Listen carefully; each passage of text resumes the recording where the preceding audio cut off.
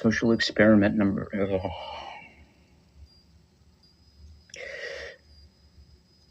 Social experiment number 427. Day one on Twitter. I'm watching the episode of Seinfeld where they end up in the back of the limo. You know, George and Jerry do, the Nazi leader. Oh yeah, where Kramer gets on stage and goes on his rant about Jews. Was it about Jews? I thought it was about black people. Oh, it was about black. That's right. Yeah, I remember that. He fucked up his career. It was the end of him. Yeah, I don't know. I saw him in a magic show a couple years ago. Yeah, it's at this kid's birthday party. I think he's doing okay. Let's see if Michelle Obama will come on. I don't think she's going to respond. Well, you never know. Oh, I spelled Obama. Hey, buddy, how are you? You know, never mind. Whatever. What's up, guys? Somebody had me blocked on there, so I was like, fuck it, I'm out. I'm only blocked by one person on Twitter, and that's Robert fucking Salas, of all people. I don't know what I did to the guy. I reached out and asked him if he wanted to help spread the message about what's going on, and he just fucking You know what you fucking did, Rob. You know what you fucking did. Don't lie to this guy. No, I really don't have a clue. How many fucking dick pics did you send him? Oh. Ultimately, we're going to help bring balance, and part of that balance is returning the knowledge to the women about the reality of what happens during these matriarchal shifts. Wouldn't that be considered mansplaining, though? Like in today, say, like, I mean, isn't it? Like, how do you do that when we're in this fucking environment? I got banned. Bill Clinton is actually my physical neighbor, and we got into an altercation here in Fayetteville, Arkansas, and I was banned for about 4 months. And so I've got another. I deal with like plasma frequencies. I build ionic generators, random bullshit. I'm an engineer that's retired, so I got nothing better to do. My other handle is called Super Freak. In many parts of Africa, say, our ancient religion went underground, and there were, call them secret societies. All over Central Africa and West Africa, this knowledge was kept by aging guardians, many of whom did not know that in other parts of the land, there were other guardians who were doing exactly as they were doing. Missionaries had told us as children that the only light came to Africa with white people, that before the white men came, we black people had no idea about God. We had no belief in a life after death, that our people were just a race of savages. Africans had in fact been far greater intellectually than the missionaries were willing to give them credit for. In some places in Southern Africa, if you wanted to learn the secrets of a certain secret society, you had to do dreadful things which I cannot repeat here. At one time, in the west of what is today Zambia, my teacher said, "How far are you willing to go in order to become one of us?" I said, "I am willing to go anywhere." He looked at me and he said, "Listen, educated man, we are tired of people like you. White men come amongst us to milk our minds and then to kill us. We want to be sure that we can trust you." I said, "Great one, I am willing to do anything." He said, "Are you?" I said, "Yes." And then they went into a graveyard. They removed the hand of a corpse, dead 2 days, and they brought it and they challenged me to cook it and eat it. I did so.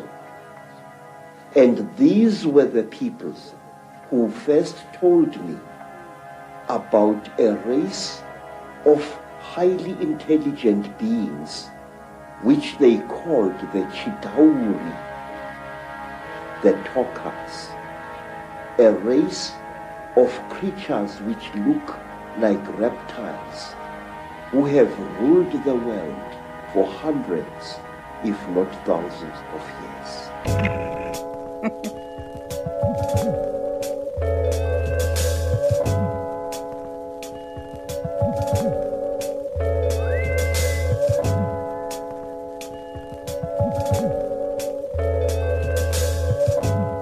Thank you for listening to the Secret Society of Stuff with Rob and Chad.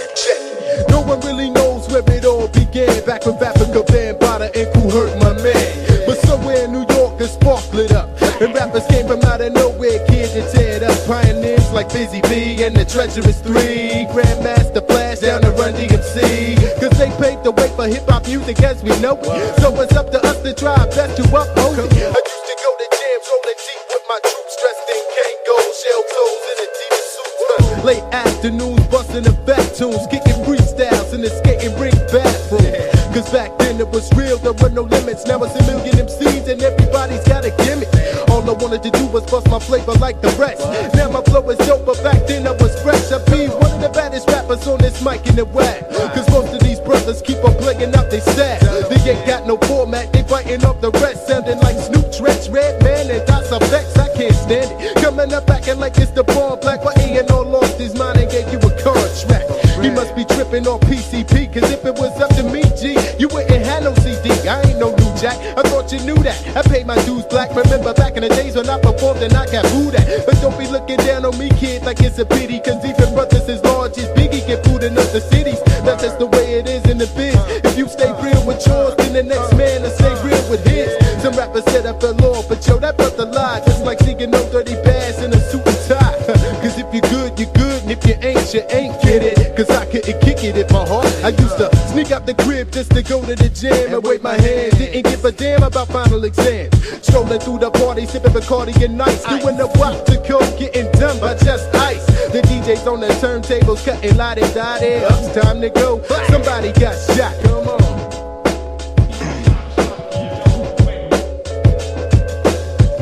Ted Roe, hello. I didn't mean for that to rhyme.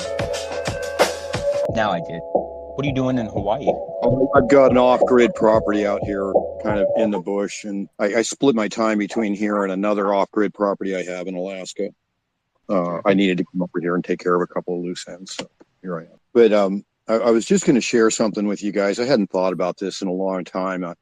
It's one of the exposures that I had when I was younger, while I was in the service, and I don't recall having more than one while I was in the service. But this occurred while I was in the Coast Guard, and I was taking training at the training center on Governor's Island, New York. I was going through track school for electronics technician, and it was in the very early 1980s. It was close to noon, I think. I was a barracks captain, so I put the group through the barracks cleanup and made sure we were inspection ready. About 1 o'clock, I broke away with my friend Kevin. We got up and we were looking west, and so the training center, on one end, on the east end, is the Brooklyn Bridge. Okay, the Coast Guard Governor's Island is an island right off of the Staten Island Ferry, and then if you look due west, it's Staten Island. So we got up and we were looking west, and right on the horizon, coming over Staten Island, was the most terrific dark green thunderstorm that you could imagine, and Just a second. Attention all members of the Society Stuff. Season 3 will begin with the Inquisition of Ted Roe. Thank you so very much for your membership. If you've received a telegram in the mail asking for your research support, please check your decoder ring and make sure that the line of April is in tune with the moons of Saturn. If you don't know what that means, then you haven't been initiated into the adept level yet, in which case you should seek out a senior member and force them to reveal their secrets to you. Oh, Ted Roe's back. Sorry, fellas. I usually live alone. I so prefer it. So anyway, I look out due west and I see this big dark green cloud. I mean, it was miles across, and it was low to the ground, and it had a huge curtain of rain underneath it. Really, really thick, heavy rain. It was still over Staten Island, so it had a couple of miles to go before it got to the Coast Guard base. And right in the middle of Governor's Island is a big open area for helo ops, right? A big staging area. So I saw this thing coming, and it was moving pretty quickly. So I thought, hey, you know, I'm going to run up and I'm going to get on the west end of the helo op area and try and catch this first point of rain as it's coming and see if I can outrun this curtain of rain. And so I see it, and I turn and I start running, and this thing is right behind me. And then boom, it just drops on me. And then I get to my friend, and he loads us in the car, and the storm is going over us. Now I have no idea that there's anything in this thing at the time, and I'm not thinking about UAP experiences. And so we get in the car and we roll around. Now there's a marina on the east end of Governor's Island, and it's got a parking lot that's kind of tiered above it, and then you can go down to the slips where the boats are. And there's an air vent for the subway line going into Brooklyn, and then the Brooklyn Bridge. And so we pulled up and we stopped, and then this storm just was beating the crap out of us. The wind, and there was lightning, and it was all big, dramatic, and pretty cool. And then all the car rocked. Big flash of light, car rocked, like I saw it literally dump off the foot and a half or so. Hey, thanks, Alphabet agencies. I turned and I looked at Kevin, who was sitting in the driver's seat. You're doing a great job. I was trying to sit upright, so I tried to correct, and my head hit the glass, and that's the last I remember. When we woke up, I remember looking out the window, and I could see the sidewalk was drying, and it was just wet around the leaves that were laying on the sidewalk. Otherwise, it was dry. And Kevin was wedged between the steering wheel and the door, and I was sitting in my seat. So I started to sit up and realized my coat was caught in the door. I couldn't sit up because my coat was tied in. I could barely move. I sort of it was like that paralysis thing. I reached over and I tried to swat Kevin a little bit just to kind of jolt him and wake him up, which he did do. And he started to extricate himself because he was between the steering wheel and the door. He was wedged right in that spot. He wasn't up against the seat. And so he started getting himself together, and I pulled myself together. And now we were both electronics techs in training. And the only thing we could come up with was that there was some electrical anomaly with the storm that had knocked us out. And I lived with that explanation for a long time until I started putting it all together. I don't have a lot of memory of anything happening. I didn't see anything, but nothing about the situation was right. The car shouldn't have moved. I remember one time I was parked in front of Portage Glacier up here in Anchorage some years ago, and the wind came and picked up the front end of my car. And it was kind of like that, but it was 120 mile an hour wind, and we were in a spot where the wind could get under the vehicle a little bit. I felt it lift the front of the car. So, do you suspect anything? Do you have any hypothesis as to what it could be? Oh yeah, I'm pretty sure it's part of this pattern that I've lived in my life. Usually I see the devices, but sometimes I don't. I wasn't thinking about it. I wasn't studying the cloud to see if there was anything to be seen in it. I didn't deduce anything further. There was really no evidence to it. Was that the beginning of many more experiences, Ted? Actually, you know what? It was actually the end of a series. And then there was nothing for about 15 years that I remember. And then I started having exposures and happening, and around friends. People were seeing them with me, this kind of thing, coming up close. So there seemed to be a cycle to it for a while. That was like, it happened a bunch in my early to late teens and early 20s, and then it didn't happen at all until my late 30s. And then I went through a number of them, and then it kind of tapered off. And then I got involved in ufology, and I've had a couple since, but not with the kind of density that I had before. Was there any correlation between you going through quite tumultuous times within your life and having experiences? Yeah, sometimes it does. I most of my life was bad. I mean, I'm diagnosed with CPTSD and general anxiety disorder. So it's been rough all along. And some days are better than others, and some parts of my life were better than others. And I live a lot better now. I've done personal work, but for a lot of my life, but it was hard to correlate it because I had a lot of disruption, a lot of upset in my life. So, does any of that anxiety and trauma come from your time in NARCAP? Well, yeah. I mean, that added to it, but I had it all before. I mean, the hard part about doing NARCAP was not being able to talk about any of this stuff. I had to go 20 years without this. Saying that, talking about this would have got us shut down, basically. I mean, nobody would have, it would have killed our credibility. Now it doesn't, but it did at the time. No. Now it's accepted widely. Yeah. And you take the ground while you can. I had the same problem when I spoke to the AIAA in 2021. I made it a point to tell them that I had seen a UAP, and then I gave them a technical description of it. And the whole point was to get over this idea that people who've seen them can't talk about them. It's about pushing back on the stigma and saying, hey, some of us as researchers have seen these things, and we've got something to say about it. And we need to keep doing that. That's about pushing the stigma back. Do you think anybody else in the organization may come forth and give similar stories? I wouldn't bet on it. I mean, Dr. Haynes is pretty well retired, and he's in his mid to late 80s at this point. Dr.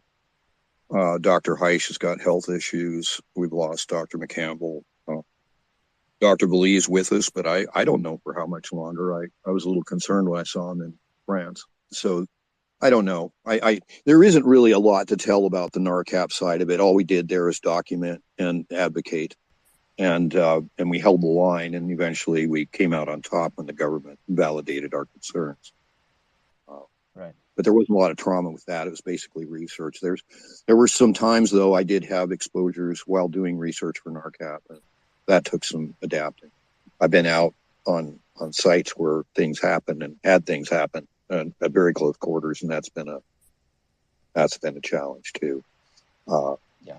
If you know who Erling Strand is from Hesselman, Norway, I met him at a site out in the desert, and yeah, we had exposures there. And Lester Velez, who's the head of OpusNet, which does experiencer referrals to mental health professionals, he and I had, I don't know, probably one of the most remarkable moments anybody could have, I think, in all of this. And we're still processing. If you know who Erling Strand is from Hesselman, Norway, I met him at a site out in the desert, and yeah, we had exposures there. And Lester Velez, who's the head of OpusNet, which does experiencer referrals to mental health professionals, he and I had, I don't know, probably one of the most remarkable moments anybody could have, I think, in all of this. And we're still processing it. Did you come across people that had sort of had a family history of things? I discovered something quite unusual when my parents were selling the family home a few years ago. I found a big old family Bible from the early 1800s, and it was massive. I mean, you have to have a big kitchen table to open it out, and right the way through the family history, whenever there'd been a christening or a birth or a death, little notes had been pushed in to this family Bible. And my mum and I were going through it and reading some of the notes and some of the letters that different family members had sent to each other and pushed in this old Bible to keep. It looks like there's a family history of down one side of the family that goes right the way back to the late 1700s, early 1800s, and still going now. And that included UAP exposures or testimonies thereof? Oh yeah, letters. Letters. My great grandparents were farmers in a tiny little village in the middle of nowhere in England, and there's letters between my great grandfather and grandmother before they even got married about strange things he'd seen while he was ploughing a field with a horse. And then one of their children, they had a big family, and one of their children had an experience with something strange in the middle of the night once, one hot summer's night when they were living. I mean, this is before electricity was even in these tiny little villages and places. She'd woken up in the middle of the night and gone downstairs and found something that resembled a hat box whirring and clicking around the garden. And then there's ball lightning came down the chimney in the cottage that my grandmother was born in, and terrified them all, and they all sort of huddled in the corner frightened of this ball lightning, which seemed to go around the room and look around the room before it sort of exploded and shattered the window. But my mother had a very strange experience. My grandmother told this story of my mother screaming as a baby in the 1950s, and she ran upstairs to see what was wrong with her and opened the bedroom door and turned the light on, and there was a swirling black cloud above her crib, which sort of was visible for a few seconds and then dissipated. And my mum later told the story that exactly the same thing had happened to me. She'd heard me crying uncontrollably as a baby, and she and my dad ran upstairs and opened the door and turned the light on to see this strange swirling black cloud above my bed. But I mean, one of my earliest memories is of strange, clear, iridescent balls melting through my bedroom window, and bouncing around my bedroom looking at me, and then melting back through the bedroom window and vanishing into the distance as I was standing in my crib. So yeah, I've lived in America and in Britain and had experiences in both, but there seems to be some kind of family connection. I've also wondered about that. I haven't been able to get anything out of my family that's particularly indicative of it. There's a following nature to it. I mean, I've encountered it everywhere I've lived. It follows you. In 62 years, I've got a couple of dozen of them that I can remember fairly well. And none of them, duration-wise, were terribly long, you know. The longest one I remember was actually a temporal effect that only was like, in linear time, was only about 70 seconds, but it ended up being a little over 3 hours in placement. But yeah, you know, the whole family connection thing, there's so much that we need to work on here in terms of getting more information. And I keep learning because I've had to be so nuts and bolts about everything with the aviation side that I didn't bother looking at abduction phenomena or anything because it couldn't make any sense out of it. There's just so many stories, and they're all different. A lot of folks aren't well, so they're trying to cope in ufology, which is no place to bring trauma. And so I never really dug into it in a big way, but I knew what my experiences and exposures are, and I'm finding out that I'm pretty unique. The exposures I've had aren't, everybody else has this psychic stuff going on and all these, you know, angelic beings and everything else, and I'm not having anything like that. My exposures are nuts and bolts. You study nuts and bolts. That's your personal understanding of the world around you. But like, for instance, Chris Bledsoe was a deeply religious man, so his experience of the was entirely bathed in Christian symbolism, and he probably read books on, you know, Egyptology. I would just add to that, though, that I'm not a scientist. Okay, I'm an administrator and a project manager, and I'm not a trained scientist. I was mentored by Haynes and Bully and others in how to administrate science teams, which meant I had to learn about standards of research and publication and conduct for science, which I did. But my background is I'm a martial artist and a Buddhist meditator. My work is dealing with training objective awareness and insight, which is at the core of scientific perspective. And so, you know, when I'm trying to engage these things, I'm doing it from a perspective of observation and logic, which is straight out of the Buddhist perspective. What Buddhism teaches you is objective awareness and insight, so that when you're looking at the world, you're not coloring it with delusions or things, and you look at that carefully and hold space for that. The training of mindfulness, contemplation of the body and the body, so your posture and your breath and your physical sensation at all times. And then it's contemplation of the feelings so that when you have emotion, you're not the emotion, you're observing it, and you're noticing it's happening, and you're understanding its purpose in your life, why it occurs.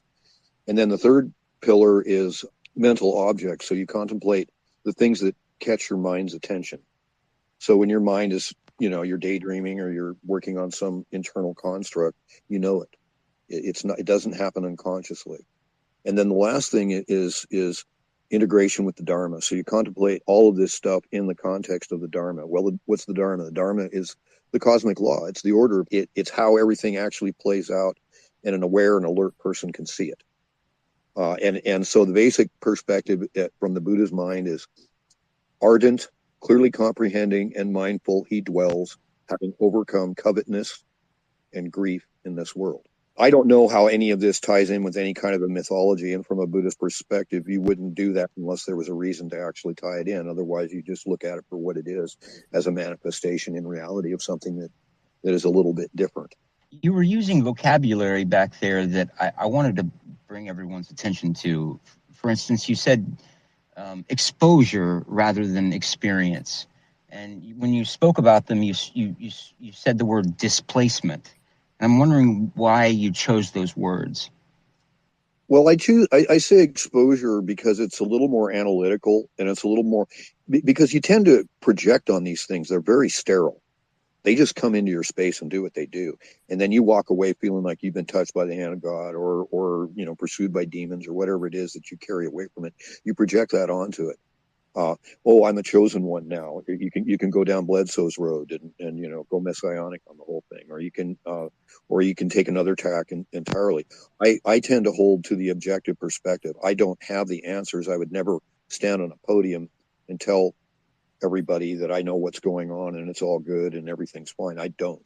But what I do suspect is that they're active. They don't really care what I think. I can project on them all day. So I've been exposed to them. And the results of those exposures cause psychological effects and physiological effects to me and the people around me. And so I don't know. I don't want to call it an experience and make it all warm and fuzzy. I don't want to get into this conversation of some are good and some are bad. So we should suspend judgment, not do anything when we know that we're being preyed upon. To me, I think it's better to take that clinical path and use something just straightforward and deal with it that way than call them encounters or experiences or visitors or any of that stuff. It's all projection. I don't want to do that. I want to keep it as analytical as possible. And same with the word displacement. The displacement I was referring to was that temporally I gained 3 hours and some minutes in the space of about 70 seconds. So I was displaced in time forward 3 hours and some minutes. All of us in the car. That's why I chose those terms. Preying upon us. I've heard that a lot too, and I'm not saying that they're good or bad or anything. I'm trying to reserve judgment as well, but I'd like to get as much information as possible, and if you're willing to share that information with me, I would be. Well, sure. To the point that I can, and of course I'm learning from the literature and everything too. But in my own perspective, I shouldn't be having these experiences. They shouldn't. I shouldn't be driving down the road and having alien entities in their crap pulling up in front of my vehicle. Okay, if there was any respect for us, that wouldn't be happening. But they don't respect boundaries. They don't respect geopolitical boundaries. They don't. There might be all kinds of reasons for it, but they don't. They don't respect psychological or physical boundaries, and they will do things to you. They will do things to your children, and so on. And we can all come up with excuses for why they might be doing all of these things. But the bottom line is, we wouldn't let another person do that to us, and that's how we make our decisions. They need to adapt to us, and if they find that if they are benign, but they find that they're getting a hostile response, then they'll change the way they do things and put everybody at ease. Otherwise, we're right to be defensive. Perhaps they've just got no concept of boundaries, though. If they've got the technology that they've got and they can do the things and manipulate things the way they want, including us, perhaps they've just got no need for boundaries. You can give them all kinds of excuses, but the bottom line is we do have need for boundaries, and we do operate with them. And I don't want anybody getting close to my child and indoctrinating them into something that they won't even bother to explain to me. Okay, I don't find any of that acceptable, and it might be the way they do things and the way they think about things. That doesn't mean that it's acceptable or tolerable for us. And but if you sort of think about some of our behaviors towards animals, we'll quite happily tag dolphins, capture them. You can see people going out onto safari, and either there's elements of people that will go and shoot animals for sport, and then there's other elements of people that will anesthetize them and tag them because they're interested in monitoring them. We've got no boundaries with animals because we don't accept their needs. What you're talking about is our perspective on the animals. What about the animals' perspective? Because that's really what we're dealing with the other team here is our perspective. And we don't like it. We don't want it done to us. And whether or not we're doing it to other animals and stuff is immaterial. It's being done to us by a higher order. They're just driven and motivated to do what they do. And either we're okay with it or not. I personally am not. The conversation between these two is so enlightening. It really punctuates my understanding of the psychosocial hypothesis, although I'm not sure that that's what each one of them was getting at. But think about it this way. If these creatures are in some way a mechanism of our unconscious or our super unconscious to show us what we refuse to see before what we refuse to see destroys us, then it is our perception of these creatures' behaviors which is a perfect reflection of how our civilization treats everything else. As individuals, we are caring and loving. As people, we're sociopaths. Jules brings up an interesting point. Human beings treat animals the way that they want because we refuse to accept the fact that they have any kind of consciousness, that they care about boundaries. Similarly, these creatures don't seem to care about any kind of boundaries with us either. And Ted is right too. Looking at it from the animal's perspective, our perspective, we're not okay with it. Maybe it's time to look at this phenomenon for what it could be, because I have a feeling that its origins could hit quite a bit closer to home than we might like to imagine. Go back and listen to their conversation. But whenever they refer to the aliens or to the creatures or to the creatures' technologies, imagine that they're referring to us, to our civilization, to our species, and to our technologies. And I set up this program, UAP Medical Coalition, that we've just been getting this thing going in a big way and starting to educate mental health professionals and medical professionals about changes in UAP information so that we can start getting documentation and data and engaging better minds and coming up with understandings and modalities in terms of how to deal with this thing, get over the stigma and start putting our good minds in the mainstream to work on it. And hopefully that'll lead us to better answers, because we've been all living in the Wild West up to this point, waiting for somebody to even care enough to help some of us out. So, Ted, I just want to be cheeky and cut in because I'm going to have to go in a minute. Have you ever come across a friend of mine in Australia that's been left with quite debilitating illness following an encounter? No, I haven't. I haven't met that person, no. Mm-hmm. Right, well, thanks ever so much for letting me join in. I'm sorry I'm going to have to go. It's like nearly 4 a.m. here in the UK, but love you all, and it's been really interesting. Thank you. Sure. Is there anybody Live, else? laugh, laters. You're awesome, dude. Thanks, Jules. Yep, thank you. Bye, Jules. Thank you. Yeah, that guy had some insights that I had never even thought to. Right. Yeah, that was fascinating to hear. That was good, to get these other perspectives. There's a full spectrum of ideas around all of this. And like when I hold meetings with the UAP med team, I'll bring 1 week, we'll have somebody who's just so pro-alien, they want to just give the planet to them. And then others who are just so anti them that they're practically living in the sewers in front of their... Yeah, I agree with you, Ted. 100%. I was abducted. No one asked my permission. Sexual assault. These are both things in our society that would be considered illegal. No one asked for my permission. And it's like, I don't want this thing happen to my next generation. I had an implant. I took this thing. I cut it out of my leg. I iced my leg. I bought some of this frozen stuff where I sprayed it on my leg. I cut the thing out. I smashed it. I moved from California to Ohio. I thought they wouldn't follow me.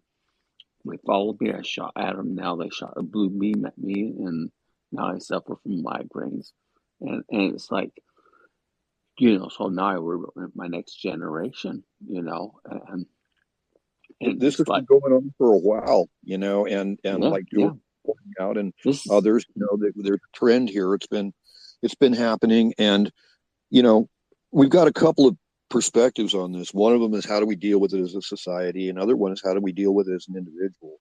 And, you know, I choose to, I don't know, I happen to feel that if you ground yourself in reality and that you train yourself, you're never less than the beings around you. Your job is to become as aware as they are, and when you are, then you can interact with them. And I've proven this over and over again. I spent years swimming with dolphin pods, and I hang out with all of the non-humans, all the birds and all the critters and the bugs and everything, and I see their consciousness and I see their nature, and I train myself to be that aware, and in doing so I get rich interactions from them, and at that level, with that level of awareness, when little gray brother's standing there looking you in the eye, there's no reason to feel less than him. You're not a peer. You'll never be a peer to him, but you're not less than him. And grounding yourself in that so that there is no fear, and that he's engaging a warrior, you know. Yeah, my first induction was at 66. I was 7 years old, and my dad took me to confession, and I wasn't allowed to speak of it ever again. And when I tried to tell my friends at school, they called me a retard. So I've been silent most of my life, and you know what I'm talking about. And so finally I had a voice when I came to UFO Twitter, but the last couple of weeks have been been traumatizing. So it's been pretty bad. And actually, when I moved to Ohio, then 7 months later, after I shot the crap, my son that was in California was found dead, and unknown causes, and some more trauma in my life, and it just sucks. Yeah. You know, it doesn't help. I mean, I had plenty of issues in my life without having this come along, and it didn't help. And but it forced me to adapt and just to get bigger and to grow, and I did. And you know, that's what you got to do if you're going to survive it. Otherwise, it's going to continue to victimize you. And I refuse to be that guy. Sink or swim, right? Yeah, that's right. The only way out is through. So accept that and face it, and ground yourself and become the most complete, strong being that you can be. Surround yourself with people who are doing the same thing. Become bigger than your life. Give up the idea that you're immortal, and stop coveting your existence, and start grounding yourself in the reality of things. You know, life's got a beginning, a middle, and an end, and sometimes it's ugly, and sometimes you gotta stand on the hill and look it in the eye, whatever it is, and whatever may come. And that's if you ground yourself in that perspective, then it's pretty hard for anything to come around and knock you off your horse. Before you drifted too far away from the subject, I wanted to say, and I'm not trying to compare ufology in any way to occultism, though, I mean, there are some similarities. Obviously, Jacques Vallée brought that to our attention, and amongst others. Sure. There was an occultist born Mary Violet Firth. Her name was Dion Fortune. And she said that the greatest threat to occultism at that time were people who were overly skeptic. If anything out of their belief structure happened, they would immediately, you know, like, what's his name? The arch skeptic. Yeah, Phil Klass. And then on the other hand, on the other side of the coin, the thing that could be most damaging to occultism were people who believed in everything. If someone told them that the sky was pink and they were looking at the sky and it was black, they would say, that's a pink sky right there. I heard it from this man. I know for a fact that it's true. And so the truth is the truth. It's not going to change, but it's the perception as a people that we need to change so that we can actually address it. Okay, so we raise our awareness. We become aware of something, and in some ways it's quite wonderful. In other ways it's not. And that's kind of the way life is. You know, that's nothing new. Now we're just dealing with it with something interesting and unusual, but it's still, you know, it's not perfection. It's not divine. It's got an agenda, and you can use it to shape yourself, just like becoming a soldier shapes you. Becoming a warrior shapes you. You can use it to ground yourself and grow, and that's what I did. I took every bit of it and tried to turn it into something helpful for me. And I went through a lot of. I mean, I spent 5-6 years living under a tree running NARCAP with a laptop, because I just things had been so broken in my life. But I was holding it together with NARCAP, and I was training myself, and now I'm in a whole other world with it. And that's this where I am now as a result of that work. But that's what's in front of us for those of us who have fear, and those of us who are challenged by all of this, or those of us who are too ready to embrace it, too confident that we think we know what's going on. All of that. The best way to get through that is to ground yourself and start looking objectively at what's happening, and stop projecting your desires, your wills, your ambitions, or your wants onto the thing, and let it just be what it is, and look at it.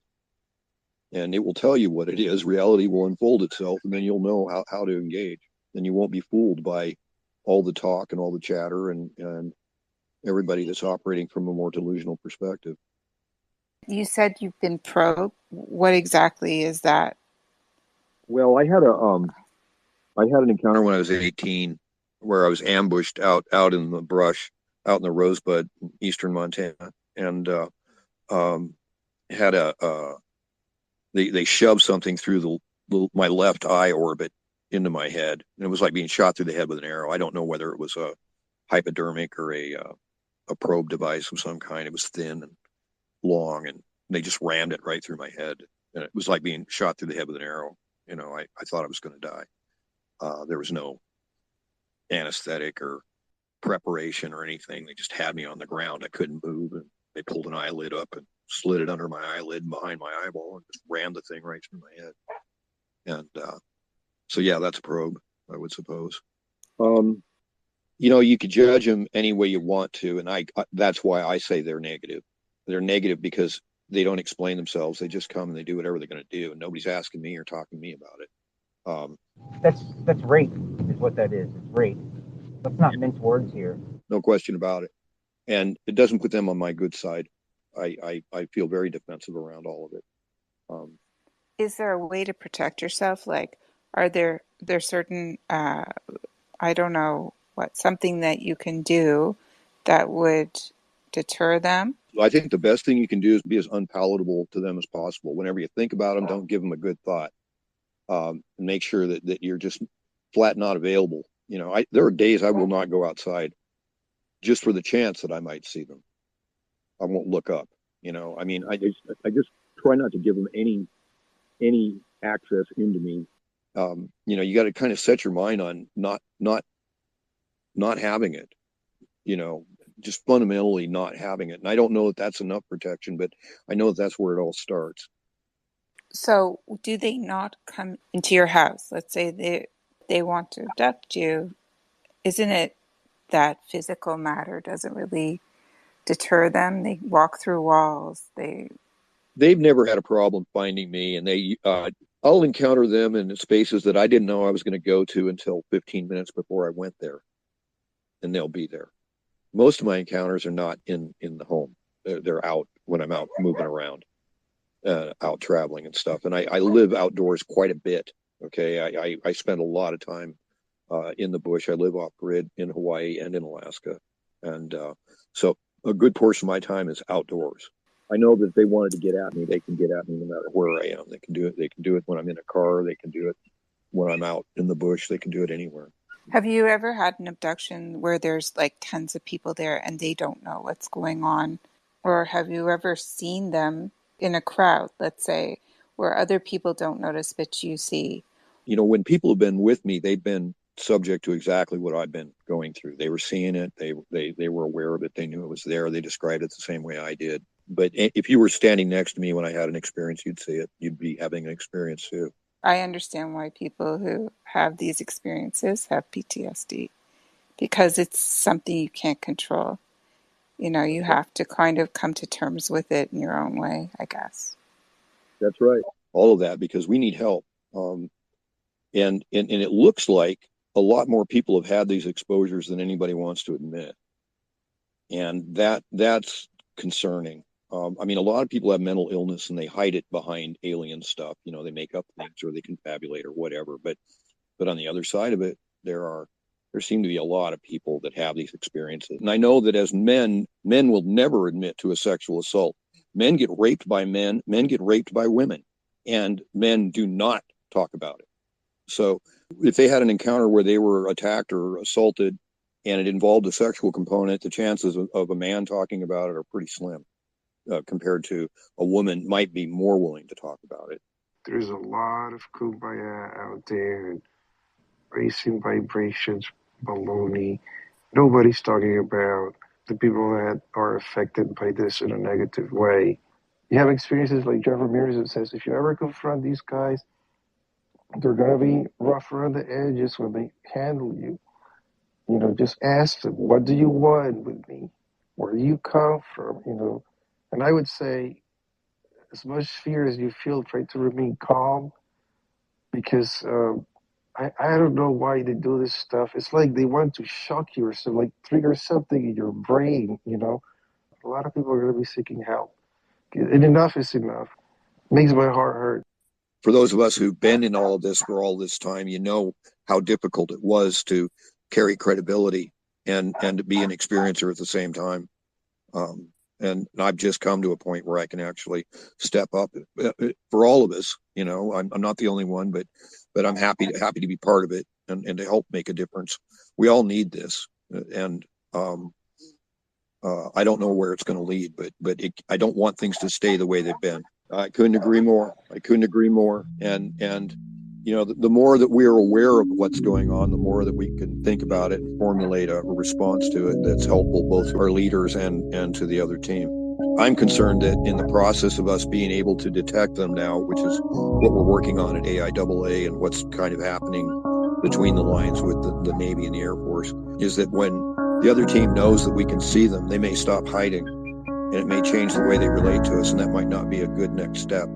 But it's the rhythm of battle. You know, it's the rhythm of exchange. I learned that hunger is a symptom of adopting bad behavior. I bit my tongue last night, woke up with blood on my pillow. I woke up thirsty. Words make less sense to me these days. Faces look flat and unfamiliar. Do you wanna rest forever underwater? It gets better when I get better. I'll treat you like I used to. I'll do the things you want me to. Sometimes I feel like I'm a seahorse. Sometimes I think that I'm a horseshoe crab. I don't have anything in common with myself, except that I came from the sea, like everyone else did. But it is so.